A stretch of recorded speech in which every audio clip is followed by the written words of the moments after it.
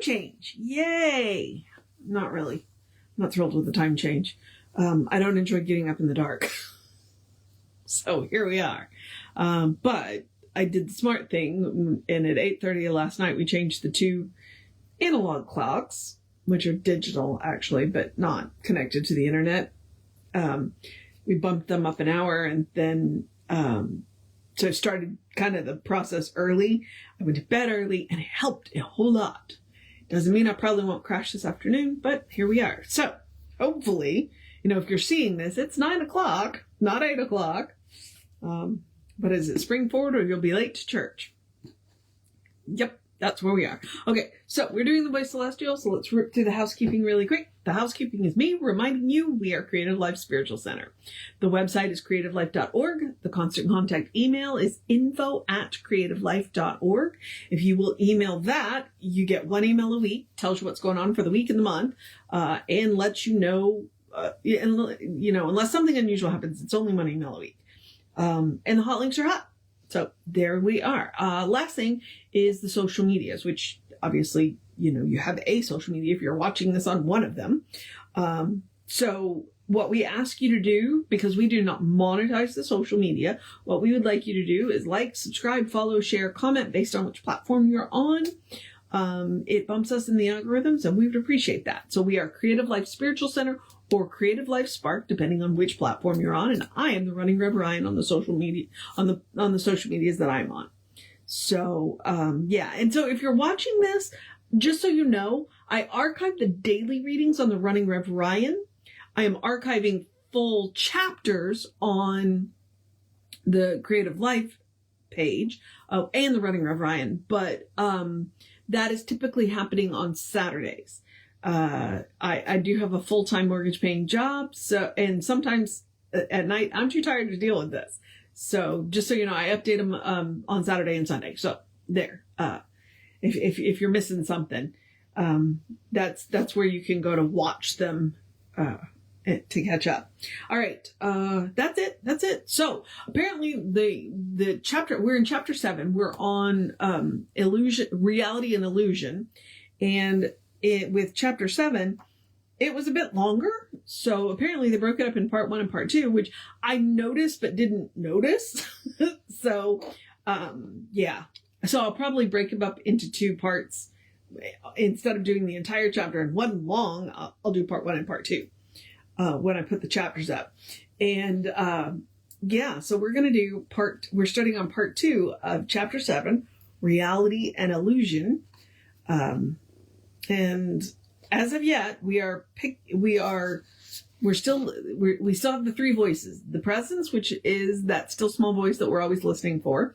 Well, hopefully we're listening for, the scribe, what they sound like they are describing the situation, and the farer, which is me and you going through the journey. All right. So we are chapter 7, reality and illusion, part 2, and we are going to pick up with the farer. To minds like mine, you speak in riddles. Your speech does not accord with what is taught by Master Sacrosanct, the presence. Truth is not bound to make accord with error. Conformity to creeds does not assure their truth. Another day is dawning, and new light is breaking through the mists. Man stands upright before the God of truth, with willing mind, casts off old creeds, and leaves old gods behind. And as his universe expands, he too will grow and find the greater God whom he can know. He joins with truth against the world's illusion and fears no evil and no retribution. The farer. I have such pressing need to realize the truth and to escape futility of life.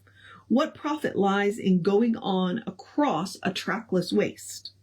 I have no will to wait the slow, uncertain growth of some far day.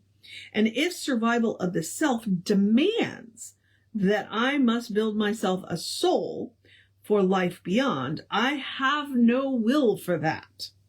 Since I have found this world so fraught with pain, what matters it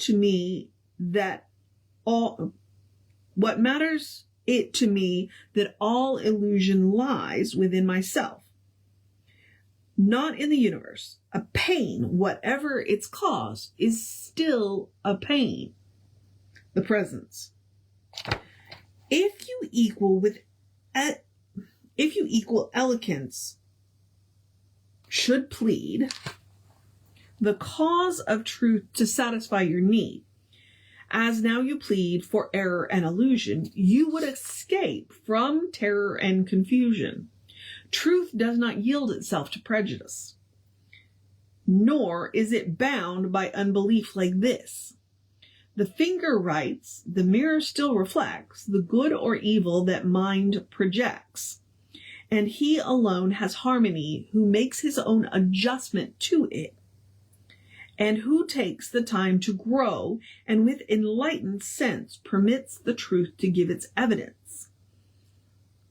Illusion of itself cannot exist, but false projections through the mist of man's own mind is image of his thoughts, his form of misconception.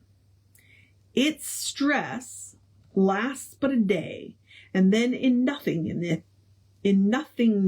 it disappears in pure confusion. Nor can reality become illusion. The Farer. I'm engulfed in my own ignorance. The Presence. Be not dismayed, my friend. You grow by reaching up. The virtue of such truth as I unfold for you lies in assurances given that the mind alone is real. The Farer. I must forever wait to know the truth. The Presence. The mist or cloud that veils reality and hides it from the wise and prudent will be dissolved before the face of innocence and love of good, of beauty, and of truth. If darkness were essential to the soul, then paradise itself would be accursed. The mind attuned to cosmic harmony becomes a mirror or a quiet pool, which reflects the prototypes above. Thought forms to be impressed upon the mind spontaneously. The Farer. The meaning, then, of prayer seems here implied, for though the conscious mind at present does not know, the deeper mind should know, and so impress the truth upon receptive attitudes. The Presence. You become a mirror to creative mind, which in turn help you discern the path of truth and guide you to your longed-for goal. The Farer. I vow this to myself. I will become a willing vessel to contain the life and essence of reality and bring it forth in form. This is at least my aim. The Presence.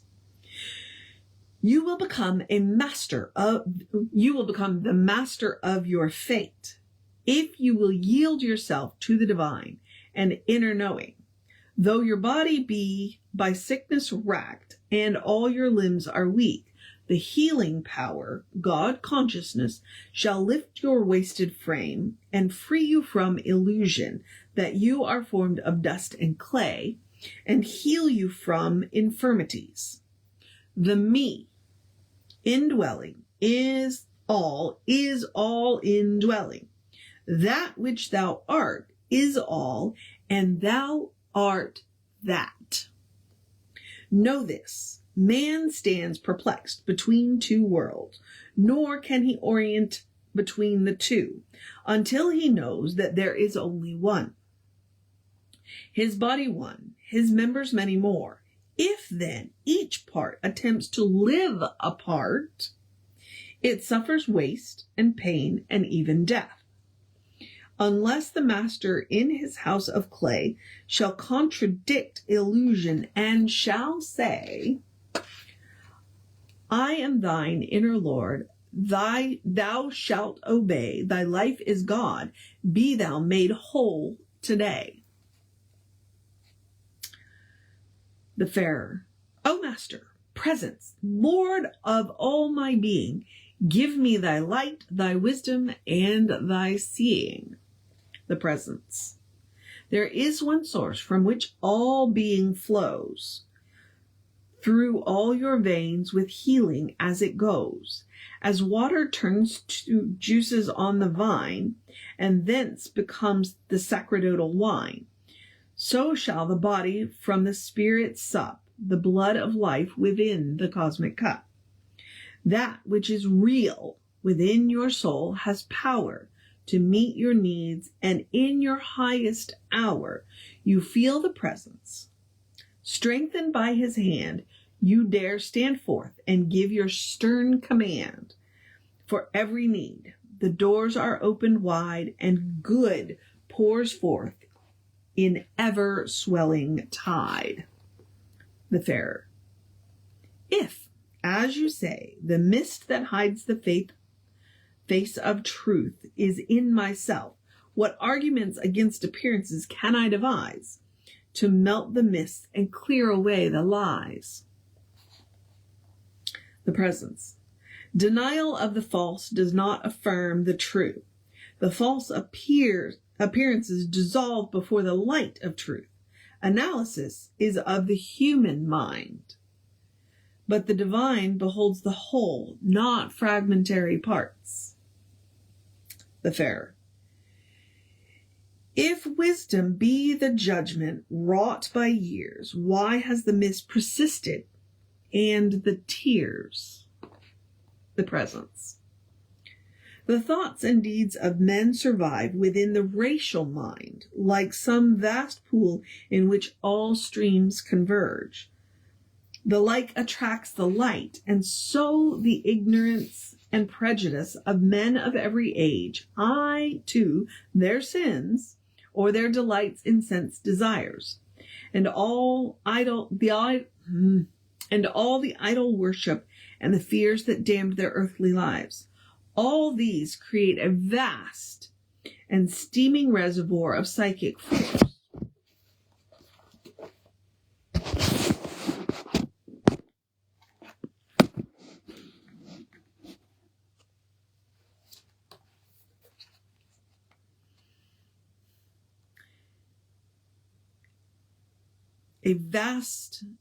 All these create a vast and steaming reservoir of psychic force, in which the unenlightened mind may dip, till it believes the evil and the good alike are real.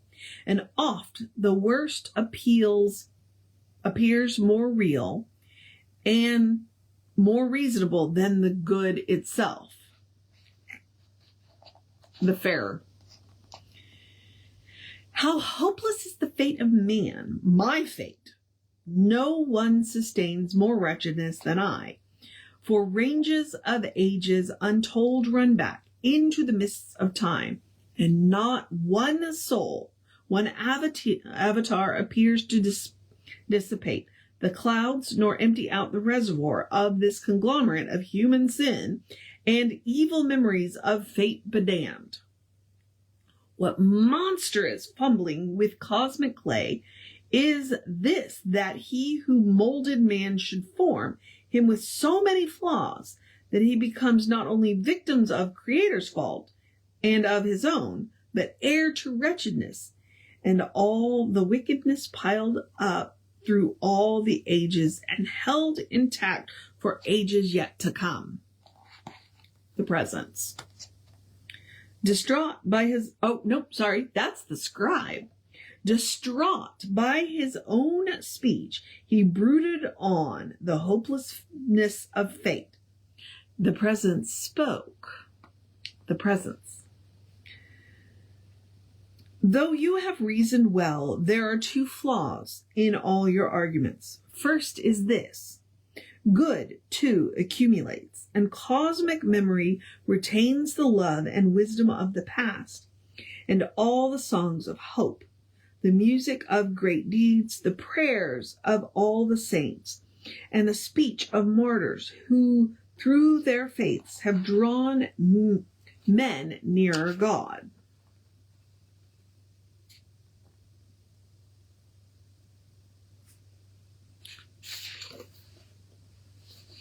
The next voice is the Fair, and he doesn't immediately go on to 2, so we're going to pause there.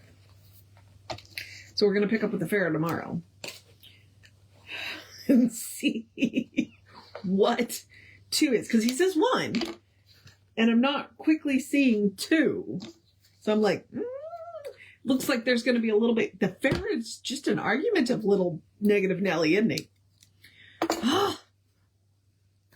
So yeah, we'll pick that up tomorrow. 1. He says 1. He says 1. There's plenty of good. There's plenty of good. And I would argue the same thing. What you focus on is where your power goes. And so if you're focused on the negative, which our Fair tends to default back to that negative, that's what you're going to see. And so what you've got to do is do what Emma says. Look for the good and praise it. Because the more you look for the good, the more you see. And I know I've said that before, so here we are. All right. We'll pick up tomorrow with the Fair. Hopefully he'll tell us what, the presence will tell us what the other flaw in the Fair's argument is. So, all right, we're done. Yeah, I'm going to go and see if I can tame this mess. So I'm going to encourage you to have a great day, a wondrous day, a fantastic day, a magical day, an enchanted day, a wonderful day, an awesome day, an amazing day. And enjoy the cooler weather day, go dance in the sunshine day, go be with your community day, a cuddle your fur babies day, a tell somebody you love them day, a know who you are day, a look for the good and praise it day, a take a break day, a take a nap day, a do what you gotta do day, a prepare for next week day, a good day. And if that's too much pressure, simply have a day. You are enough, just as you are. You're a beloved expression of the divine. You are spirit in motion, God in action, a brilliant light, a divine spark, a beautiful masterpiece, and a work in progress at the same time at your own pace. And as Reverend Jesse likes to call us, you are a godling. All right? Get to know who the divine knows you to be. Because the divine knows you to be good. It's all the divine knows. And that's pretty amazing. So, and from there, anything is possible.